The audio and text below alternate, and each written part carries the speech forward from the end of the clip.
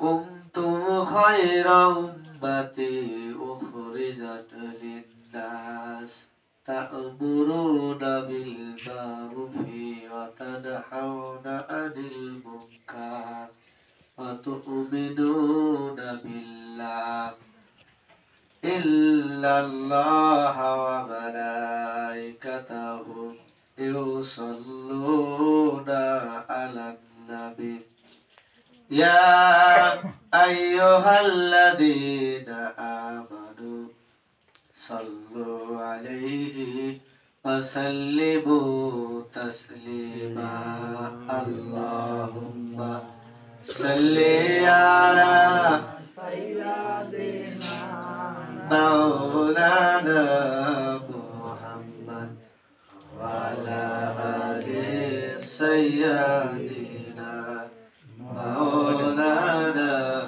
মুহাম্মদ। আলহামদুলিল্লাহ সুবহান আলহামদুলিল্লাহ।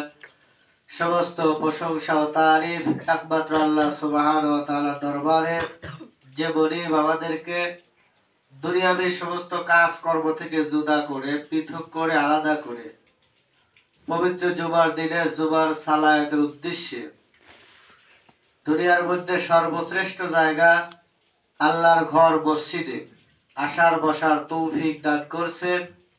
যে মনিবের সুযোগ আমাকে করে দিল, আপনাদেরকে করে দিল, ওই মনিবের দরবারে শুকরিয়া জ্ঞাপন করছি। সকলে দিল থেকে বলি আলহামদুলিল্লাহ।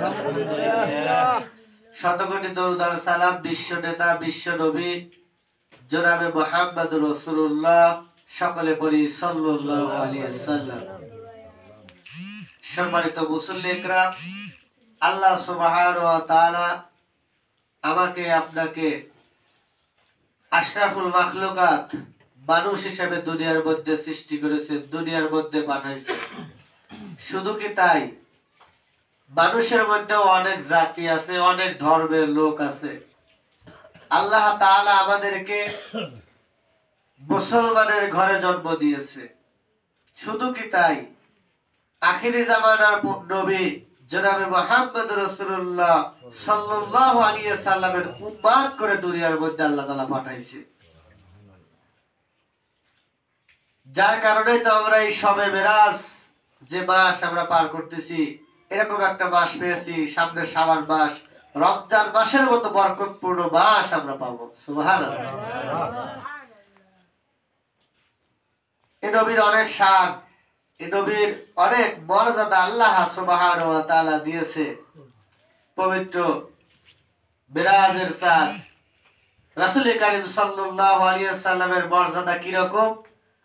রাসূল কারীম সাল্লাল্লাহু আলাইহি ওয়াসাল্লাম শুধু পাওটা একটু সর্দি করেছে, আল্লাহ তাআলা টান দিয়ে আরশ আজিম পর্যন্ত নিয়ে গেছে। সুবহানাল্লাহ।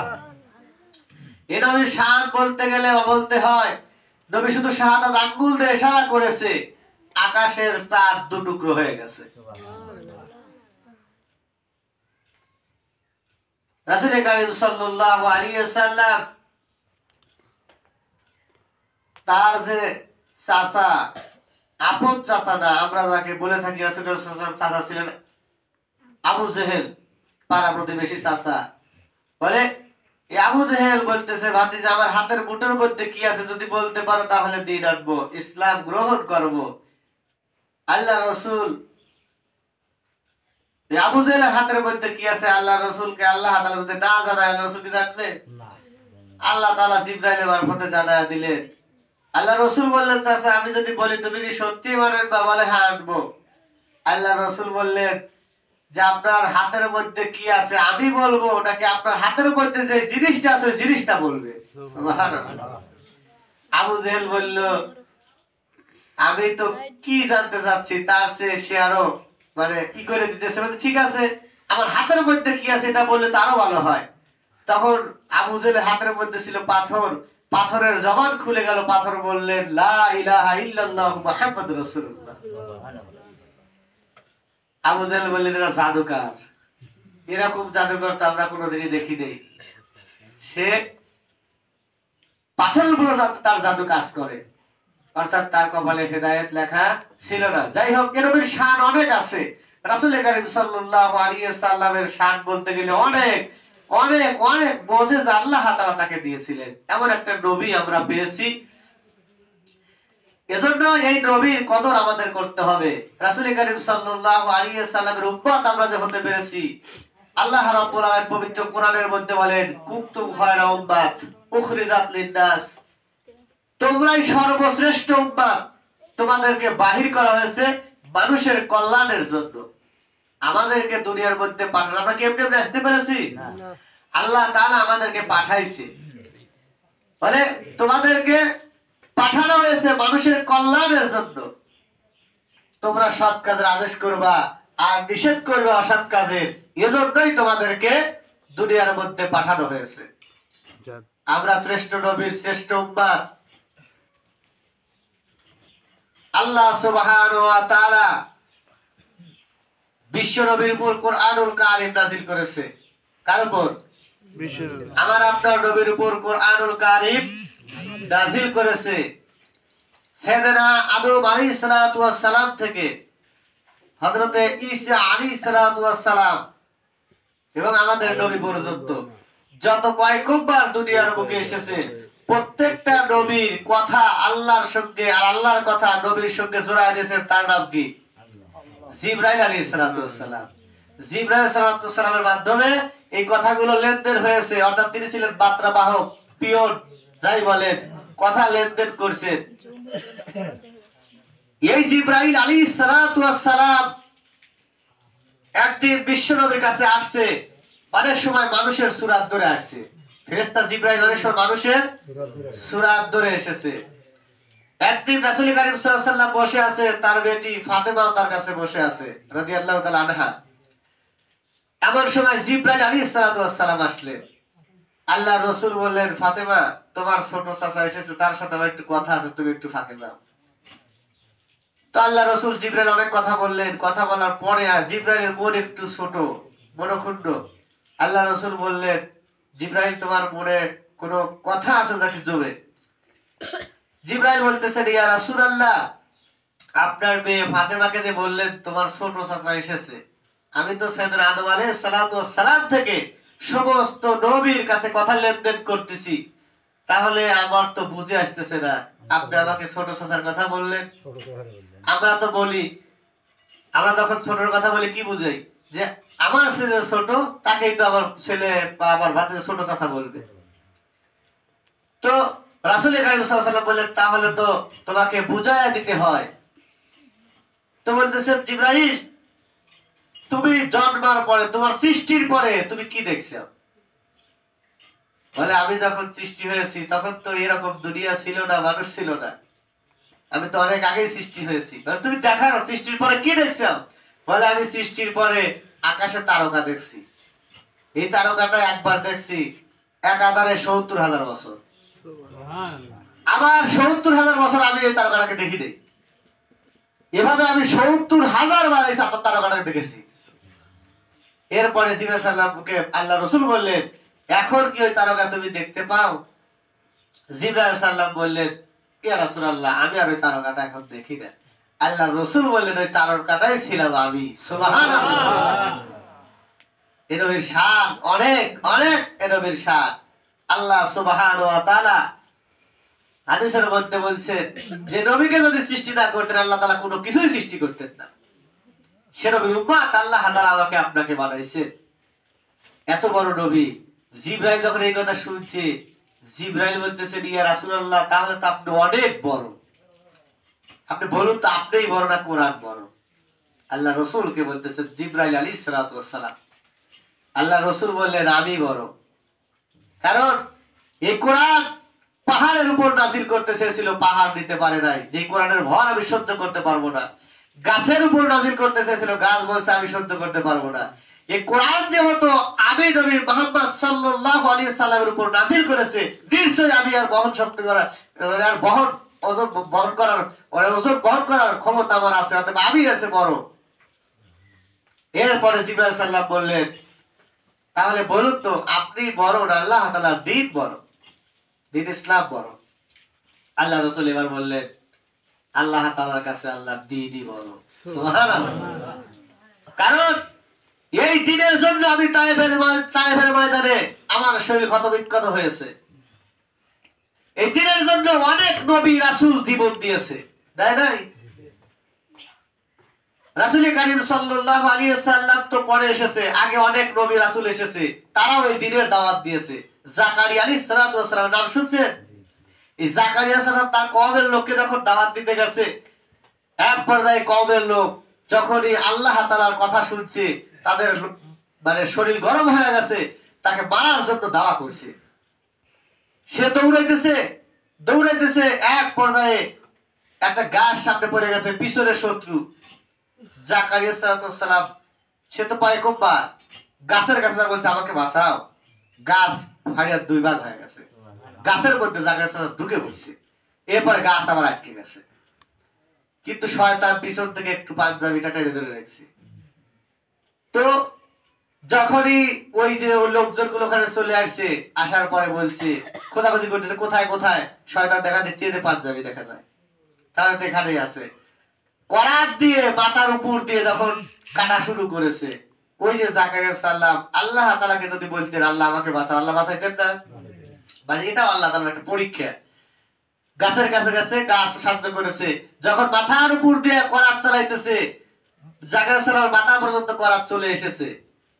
এখন আল্লাহ তাআলা বলতেন, জাকারিয়া তুমি যদি উফ শব্দটা বলো তাহলে তোমার নবী তো দপ্তর থেকে নাম কাটা যাবে।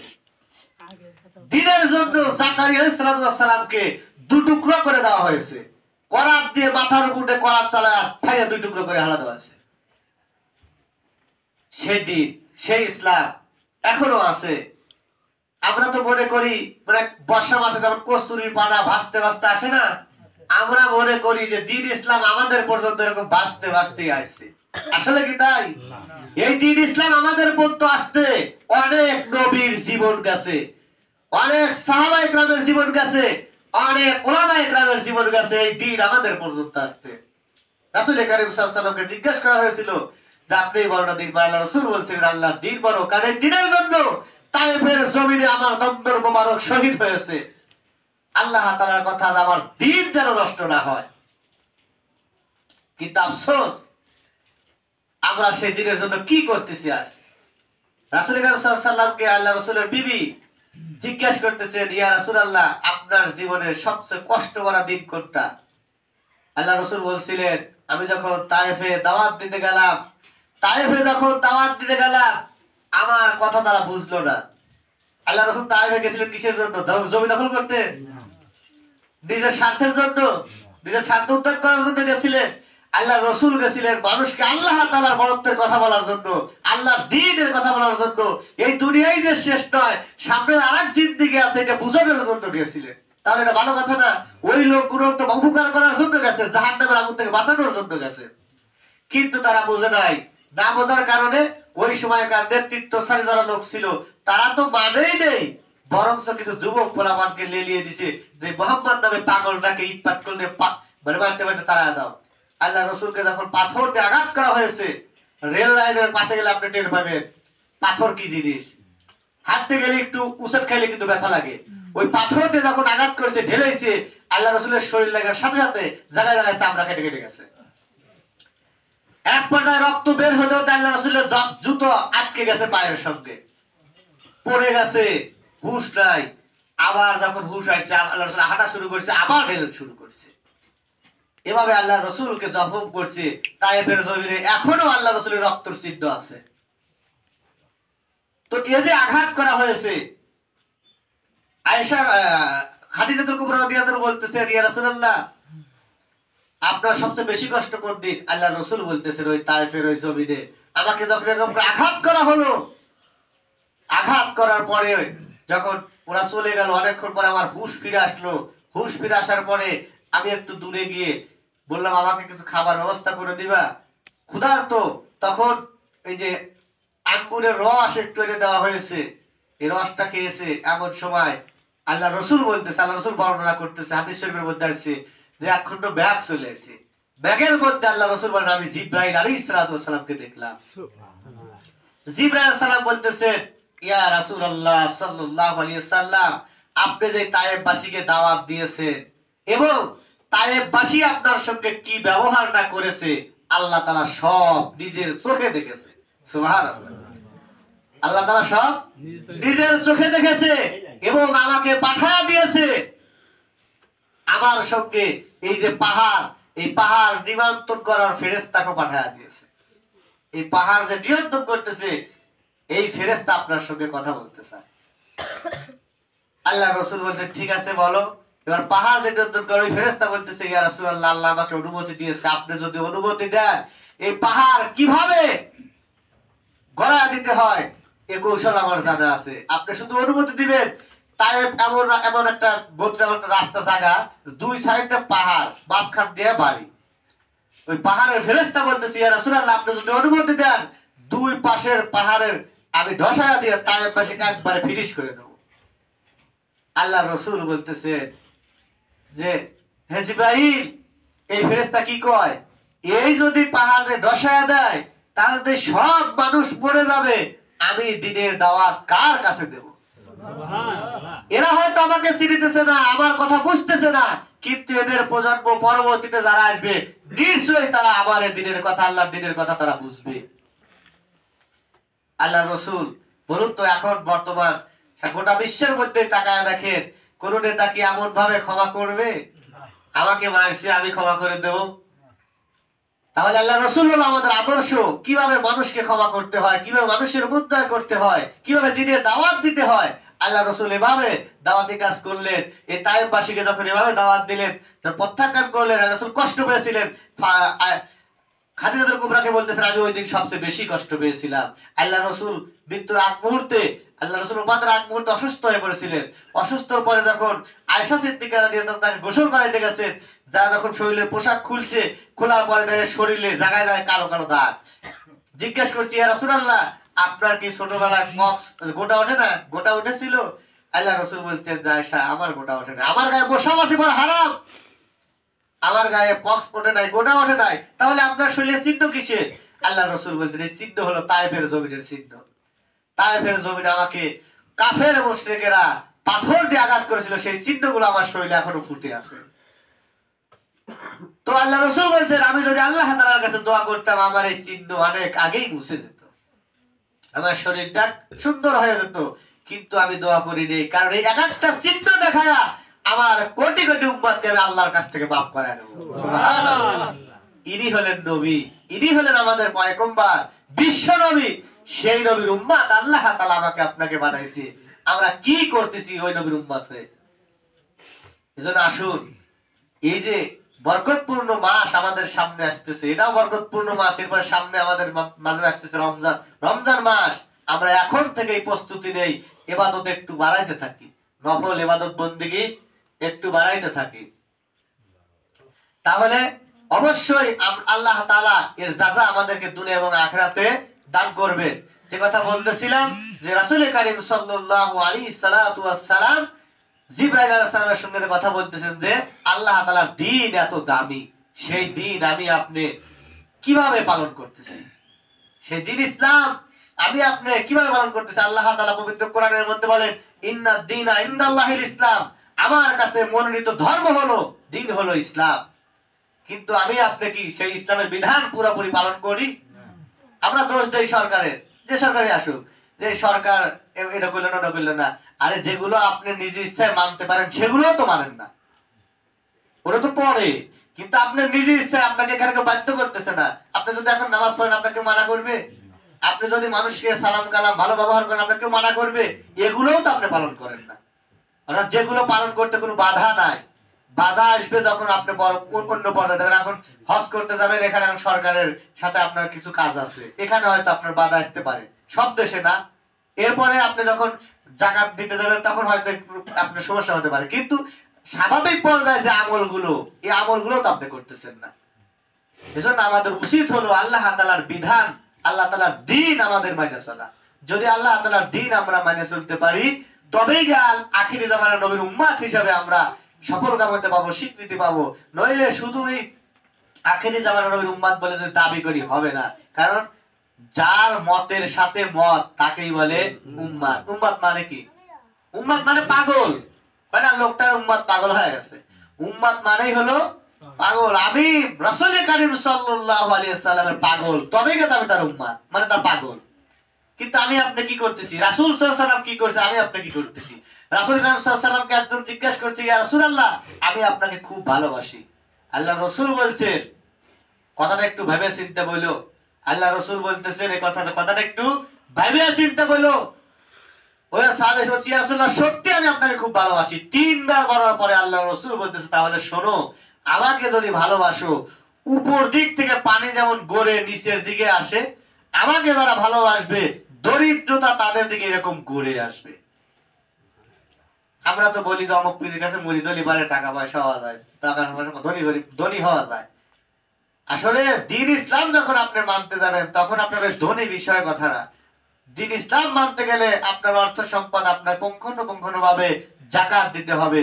আপনার টাকা আছে, আপনি যাকাত দিতেছেন না, কিন্তু যখন আপনি দ্বীন ইসলামের মধ্যে আসবেন অবশ্যই আপনাকে যাকাত দিতে হবে। এজন্য আল্লাহ রসুলকে যদি আপনি মহাব্বত করেন, ভালোবাসেন, তাহলে রসুলের পুরাপুরি আদর্শ আপনার মধ্যে আনতে হবে। রসুলের পুরাপুরি আদর্শ আপনার মধ্যে আনতে হবে। গত জুমায় আমার ছেলে একটা কথা বলেছে না, কথাটা বলি আমি শেষ করতেছি। সেটা হলো যে সুন্নত আমরা ফরজ নামাজ পড়ে দৌড়াই, ফরজ নামাজ পড়ে দৌড়াই। তবে গত জুমায় মানুষ যায় নাই, ভেবেছিল। একটা কথা বলি, বুঝলে পারে তাহলে ভালো, না বুঝলে এটা আপনাদের কথা। সেটা হলো যে মসজিদ আর দুনিয়া হাট বাজার জায়গাটা। মসজিদ, আল্লাহ রসুল বলছেন দুনিয়ার মধ্যে সবচাইতে উত্তম জায়গা কোনটা? কোনটা? আপনারা নিজেরাই সাক্ষী দেন, সবচেয়ে উত্তম জায়গা কোনটা? মসজিদ। আর সবচাইতে নিকৃষ্ট জায়গা কোনটা? হাট বাজার। পানির মধ্যে মাছ খুব শান্তির থাকে, পানির মধ্যে মাছ খুব শান্তির থাকে। ওই মাছকে যদি আপনি শুকনায় উঠায় রাখেন, মাছ কি শান্তির থাকে না অশান্তির থাকে? অশান্তির থাকে। ও কখন পানির মধ্যে যাবে তবেই আর শান্তি, কখন পানির মধ্যে যাবে তখনই আর শান্তি। যার কারণে শুকনায় উঠাইবেন, লাফালাফি শুরু করবে পানির দেওয়ার জন্য, আর বেশি সময় যদি থাকে মারাও যেতে পারে। এজন্য পানির মাছ পানিতে শান্তি। আর যদি শুকনায় যে জিনিস বসবাস করে, যেমন আপনি আমি, মানুষকে যদি পানির মধ্যে চুবায় রাখা যায়, মানুষ শান্তির মধ্যে থাকবে না অশান্তির মধ্যে থাকবে? অশান্তির মধ্যে থাকবে। তাহলে যে ব্যক্তি মুমিন, তার শান্তি হলো দুনিয়ার মধ্যে সর্বশ্রেষ্ঠ জায়গা মসজিদের মধ্যে, ঠিক কিনা? সর্বশ্রেষ্ঠ জায়গা মসজিদের মধ্যে তার শান্তি, সে মুমিন। আর যে ব্যক্তি ফাসিক, তার ভালো লাগবে বাজারের মধ্যে, মসজিদে তার ভালো লাগবে না। মসজিদে ঢোকার সাথে সাথে তার অন্তরের মধ্যে জ্বালা পড়া শুরু করে। যেমন পানির মধ্যে থেকে মাছ শুকনায় উঠলে ও লাফালাফি শুরু করে, কখন পানির মধ্যে আবার যাবে। যারা ফাসিক, তারা মসজিদের মধ্যে এসে ভালো লাগবে না, তাদের ভালো লাগবে কখন মসজিদ থেকে আমি বাইরে হবো। এজন্য ফরজ নামাজ পড়ার পরে সুন্নত পড়ার জন্য একটু সময় লাগবে। আপনি এটুকু সময় দিবেন না, তাহলে আপনি কোন ধরনের মুমিন হয়েছে? এজন্য আশা করব ফরজ নামাজ পড়ে আমরা কেউ যাব না, আমরা সুন্নাত পড়ে তারপরে আমরা যাব। আল্লাহ তাআলা আমাদের বুঝে আমল করার তৌফিক দান করুক। যাদের সুন্নাত পড়া বাকি আছে